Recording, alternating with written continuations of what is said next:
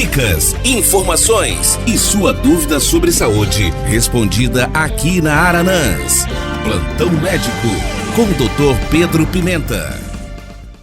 Boa tarde a todos. Estamos aqui mais uma vez para fazer o nosso programa Plantão Médico. E nesses últimos meses, nós vimos aí uma situação dramática, né, com o aparecimento da febre maculosa no sul do Brasil, e que aconteceram algumas mortes. E é preciso que a gente fale um pouco de febre maculosa, porque isso gerou uma certa insegurança, né? O carrapato que eu peguei, como é que é isso? A gente vai numa roça, pega um carrapato, vai pegar febre maculosa? Não, não é assim. Nem todo carrapato está contaminado com a bactéria. Na verdade, a febre maculosa brasileira é uma doença transmitida pelo carrapato estrela, né? É um carrapato que ele tem que estar infectado com a bactéria. A bactéria chama Rickettsia. Se ele não estiver infectado, e a grande maioria dos carrapatos não está infectada, né? Então não tem transmissão, né? Esse carrapato, ele suga o sangue, a gente chama isso de hematófago, né? E pode ser encontrado em animais de grande porte, bois, cavalos, né? Cães, aves domésticas, roedores. Mas o maior transmissor aqui no nosso país, o maior reservatório natural é a capivara. Exatamente, a gente vai de encontro ao ambiente rural e estando lá o carrapato contaminado e proveniente da capivara, a gente pode pegar a febre maculosa eventualmente. Para haver transmissão da doença, o carrapato infectado precisa ficar por pelo menos 4 horas fixado na pele das pessoas, né? Os mais jovens, de menor tamanho, são os carrapatos mais perigosos, porque são mais difíceis de serem vistos. Eles são pequenininhos demais e a gente não vê eles, né? Então, você tirou um carrapato antes de 4 horas que ele pegou em você ali, você está livre. Não existe transmissão da doença de pessoa para pessoa, né?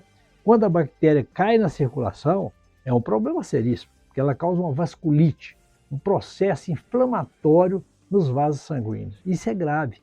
Ela lesa a camada interna dos vasos, que é o chamado endotélio. Os primeiros sintomas aparecem de 2 a 14 dias depois da picada, mas geralmente, na imensa maioria dos casos, em torno de 7 dias. A pessoa foi picada com carrapato, mais ou menos dentro de 7 dias, ela começa a ter os primeiros sintomas da doença. Então, chegou em casa, foi numa roça, tirar o carrapato, né? Antes que ele permaneça no corpo por mais de 4 horas. Mesmo que esse carrapato não esteja contaminado, mas o bom é fazer isso. Quais seriam os sintomas dessa doença? Bom, ela começa abruptamente, né? Muito rapidamente. Uma febre muito alta, né? A pessoa tem uma febre alta, bem alta, dor no corpo, bastante intensa, dor de cabeça muito forte, a pessoa não se alimenta bem, né? Perde o apetite, fica desanimada, né? E depois aparecem algumas manchas vermelhas, né? Que crescem e se tornam mais salientes, constituindo o que a gente chama de mácula ou mácula-pápula. Fica avermelhadinha, né? Às vezes um pouco até arroxeada, né? Essas lesões, elas podem apresentar um componente petequial. Ela começa, a peteca é uma pintinha hemorrágica, né? Um pouco arroxeada, parecida com uma picada de pulga, um pouquinho mais roxa. Então ela começa um pouquinho vermelha, essas manchas, e depois vão ficando um pouco mais arroxeada. Às vezes, ocorrem pequenos sangramentos abaixo da pele no local dessa picada. Então o carrapato normalmente pica a pessoa, esse carrapato, de um modo geral, ele não estando contaminado, ele acaba deixando aquela manchinha avermelhadinha, mas não deixa essas manchas um pouco hemorrágica, com aspecto de petequias, arroxadinha. Essa erupção no corpo, né, a gente fala que aparece, ela é generalizada e manifesta-se também nas palmas da mão e nas plantas dos pés, o que em geral não acontece com outras doenças, né? Como a gente vê, por exemplo, no sarampo, na mononucleose infecciosa, né, no citomegalovírus, geralmente não chega nas mãos. E essa da febre, dessa febre maculosa, causada pelo carrapato, ela, aquelas manchinhas avermelhadas, elas acabam aparecendo também na planta dos pés, na palma das mãos, né?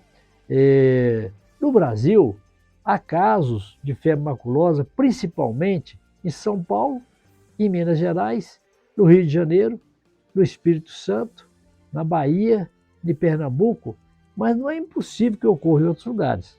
Quer dizer, nós temos esses casos que ocorreram agora, foram casos que ocorreram em São Paulo, né?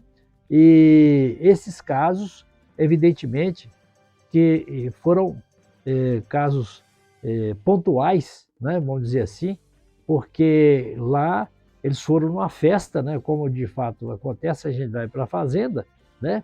E eles ficaram naquele ambiente rural, e ambiente onde tinha capivara, né? Onde tinha o carrapato estrela, contaminado com a bactéria Rickettsia, e essas pessoas então acabaram pegando essa bactéria e acabou o diagnóstico, se não for feito rapidamente, o tratamento tem que ser eficiente e tem que ser rápido, nos primeiros 2, 3 dias.